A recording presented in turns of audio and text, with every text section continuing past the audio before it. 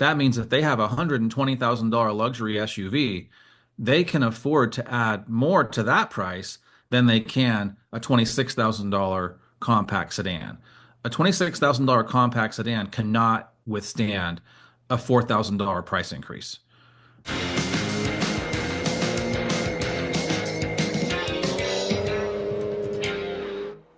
Welcome back to Car-Pinionated, our weekly show on cars, the car industry, and driving in general. I'm Doug Stewart, digital executive producer for Fox 61 in Hartford. And joining me today is Brian Moody, chief editor of Kelley Blue Book and Auto Trader. Brian, welcome back to the show. Thank Um, you for having me. Yep, I like doing it. It's one of the fun ones. well, we like to hear that. Thank you. So we're going to talk about what everyone in the auto industry is talking about in tariffs. Hmm. And we're what, 3 months into this whole thing or so? Yes. And what's interesting is how things are playing out. And you know, it seems to me, and you can correct me, that in Hmm. for some people it's not as bad as they thought it was going to be, and for other people they don't know how it's going to be going forward. Is that a Right. fair assessment? That is a fair assessment because one of the things that we have to keep in mind is that there's the rules, right? And we can talk about the rules and we can try to understand the rules as best we know them. But there's a second part to that, which is like, what's going to be the impact or the effect of those rules? Hmm. So one of the things that we can see is, according to the latest modification of automotive tariffs, is it looks like a company that builds their cars in the US, and when we say build, we just mean the final assembly point. Nobody's silly enough to assume that every single piece of every single car comes from the US. In fact, if there was a brand that was the most like that, it would probably be for the US. It would probably be Tesla. They make most of their cars or all their cars that they sell in the US in the US. However, that doesn't mean that they don't use pieces from other places because they absolutely do that, as does almost every other automaker. So the ones that are going to be in good shape would be like Ford, for example, maybe Tesla, maybe Nissan in some for some models where they build the car in the US and then they source some of those parts just across the border with one of our USMCA partners. So those seem like they're going to be in pretty good shape. The tough ones are going to be vehicles that are imported as a whole unit from overseas into this country. They're going to incur the 25% tariff without a way of reducing that. And that would be Porsche, Audi, Hmm. Bentley, let's say Land the Rover, Italian, yeah. yeah. Um, and Probably Mini, although I don't know if they make cars in the US or not. I know BMW does, but I don't know if Mini does. right, right. But and like even Mercedes would be like some of their models are, some of their Yep. models aren't. Like for BMW, a lot of their SUVs are built in South Carolina, right? Right. Yeah. And the Um, good thing about that is that like I remember just a couple years ago, Mercedes-Benz took several of us on a tour of this big plant near Tuscaloosa in Alabama. And one of the things they were talking about was how what the ultimate capacity could be, hundreds of thousands of cars, but they weren't going to start at that capacity. So that means that even a company like Mercedes-Benz, which are arguably they're obviously not outselling Camrys and Accords and F-150s. We know that. But the good thing is that what they do sell, they have a way to ratchet it up or down and be compliant with that rule of making it inside the US. I'm certain many of the parts for that come from places like Japan, Korea, Germany, or wherever else. So there at least there's a flexibility in that versus a car that just is delivered to our shores as a whole. There's not much flexibility there. and so we're seeing right now as we record this that the automakers' first quarter results are in. Yes. And you're starting to see, well, General Motors, the headline was that they lost $5 billion Yeah. out of $43 billion revenue, which was still up. Um, and what I heard described was that it went from really good to good. That was kind of the Like, For okay, if you're going to some, lose, yeah, right, right. If you're going to lose $5 billion and you still call it good, okay, good for you. Ford seemed to lose a significant amount of money. Um, Stellantis, we still haven't heard from yet. And what's interesting is the stock year-to-date change. Ford is up 3%, GM is down 15, Stellantis is down 28%, and Tesla's down 31%. And it just seems like the net income, the headline for Tesla was that the net income is down 71%. But with Tesla, there's so many other factors that are playing right, into that. Yeah. right. Um, so it so if we see that, the for the home-based manufacturers, they're doing okay. Stellantis probably will not be showing as good. Yeah. Um, the where does this crunch? Where does the crunch point come? I mean, obviously it's the consumers. Is it the dealers that are going to be in a It could bad be. position? Well, it could be, and I think one of the things that's important for consumers to know and people who watch and listen to your show, the dealers get a bad rap sometimes as, many of us have our stories that we can tell about, certain dealerships or certain experiences. But the truth is a dealership incurs that tariff just like the rest of us. So a dealership is buying the cars. The cars that are on a dealership lot, they own those and they've already paid the tariff on that. So if they're going to pass the cost along to you, the consumer, that's a choice that they can have. The manufacturer will certainly give some guidance as to what the prices ought to be, what the suggested retail price is. However, my guess is, as much as people love to do research on, well, this car is made in the US and this car is not, that's all fine. That's good to know. But the manufacturer and the dealers are going to do what they have to do to lessen the shock to the average consumer. That means if they have a $120,000 luxury SUV, they can afford to add more to that price than they can a $26,000 compact sedan. A $26,000 compact sedan cannot withstand a $4,000 price increase. A Right. $95,000 full-size pickup probably can. Or you divide it up over your cars that are built in the US. So let's say that in the end, every car gets for a big automaker anyway, every car gets a $500 price increase. That's not that bad. But that's assuming that you have a broad lineup to disperse those things across and that you make at least some of your cars inside the US. And also at the higher price point, people are looking for a G wagon, or they're Right. looking. There's one or two. People at the lower, they could be looking at a Kia, they could be Honda, Yeah. Toyota, Yeah. a whole bunch of lower end cars. So you're likely to lose that customer. Right. And that's More why they will likely. spread the prices out Yeah. over a full model line or even all of their cars. And so in the end, I hate to say this, that like, I think having jobs building cars that we drive in the US is ultimately a good idea. Mhm. But at the same time, for a consumer, it might just not matter. Not because they don't care, but because the price might not reflect where it's built, because there's so many of these other things going into it. They build the Kia Telluride and I believe the EV9 in Georgia here in the US.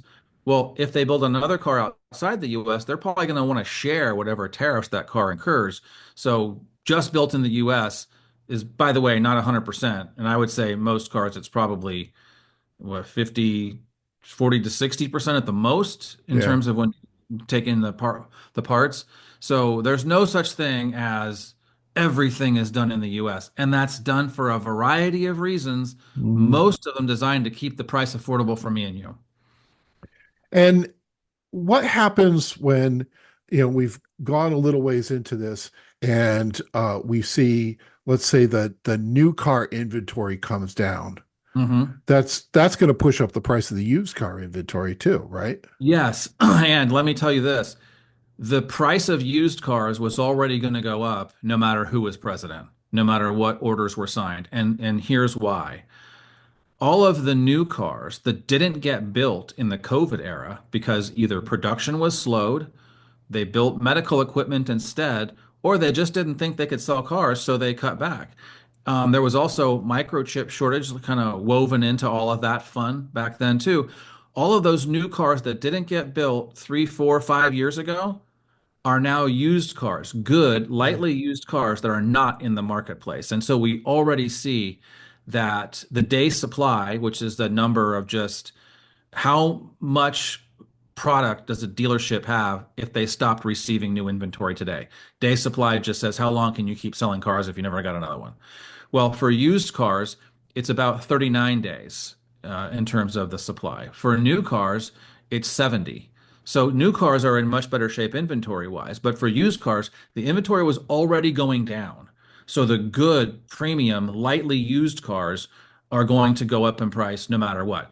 The tariffs, if they increase new car prices significantly, will just drive more people to used cars, and used cars will just go up. And by the way, when we say used cars, we're not talking about a $5,000, 200,000 mile. That's still going to probably be about Right. $5,000. Right. Anything That's under not going to 10, change.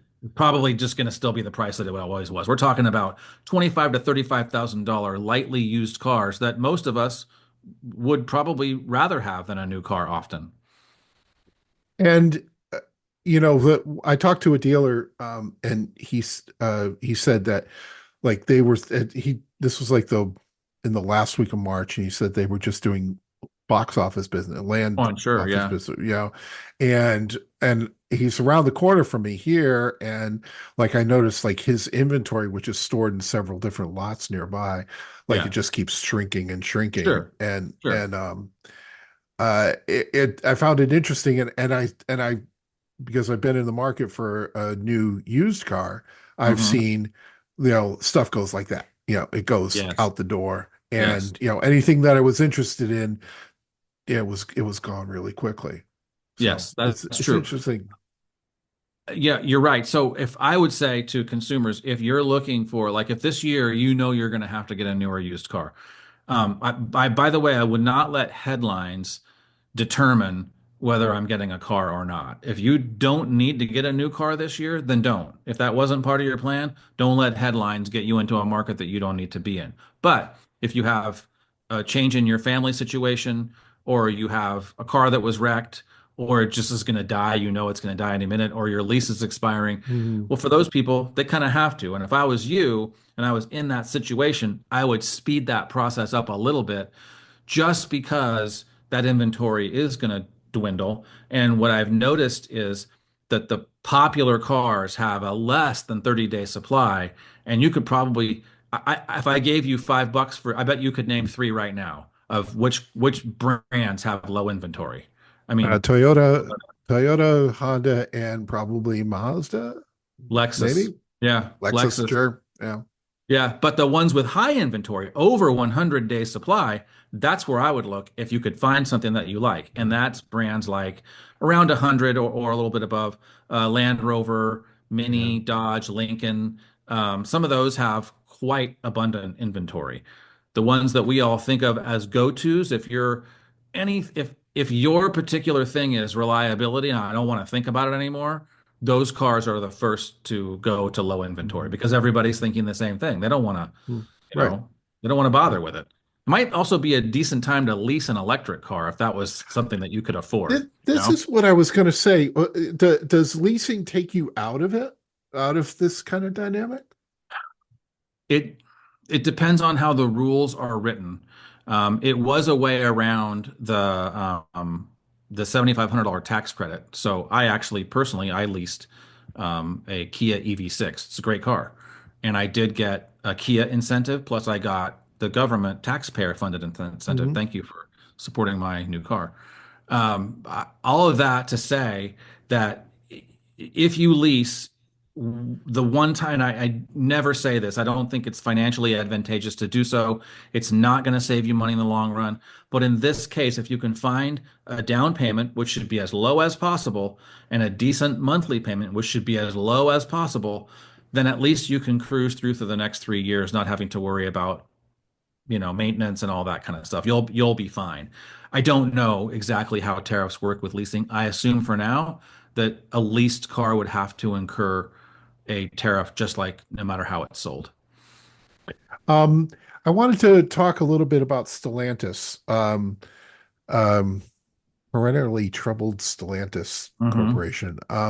What do you see as their immediate future? Put Americans in charge of the American brands right now. Do it tomorrow. The reason I say that is because I think a lot of the missteps are a result of that kind of thing. And I'll give you an example from the Geneva Auto Show some years ago.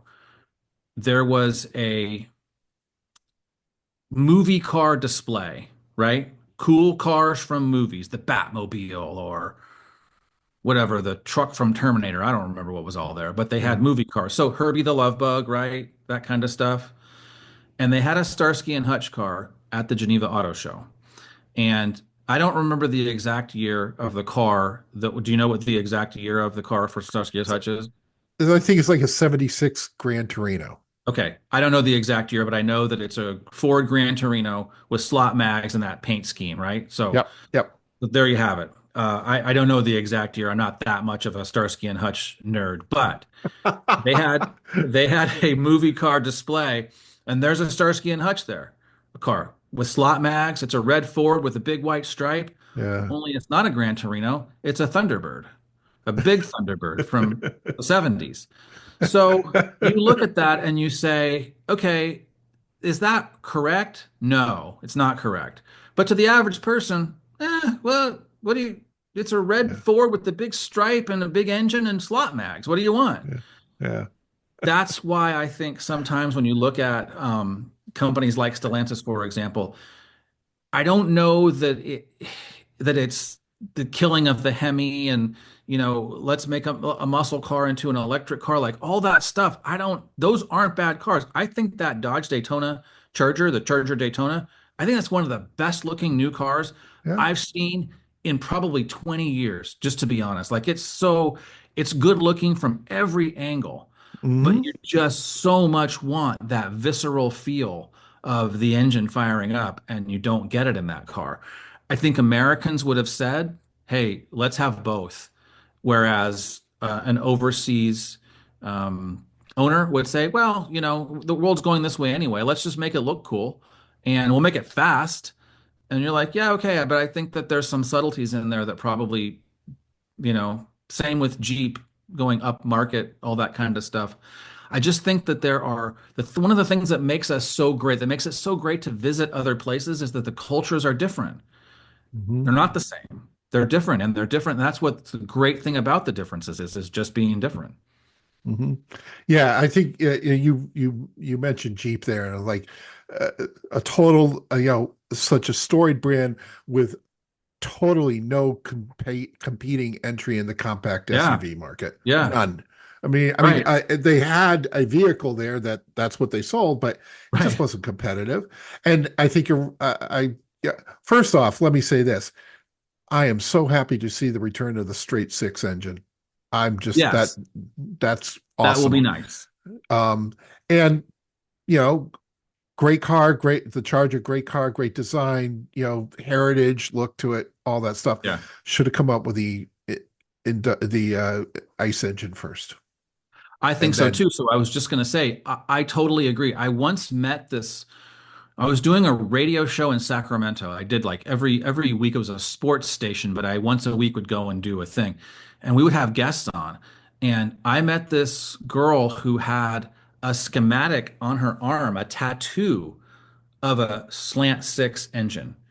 She had a she had like a Valiant or something like that and loved slant sixes. So, right? So here, even the dopey engines from Chrysler that yeah, back in the day, people love those. So I think what you yeah, said is exactly right. Lead with that.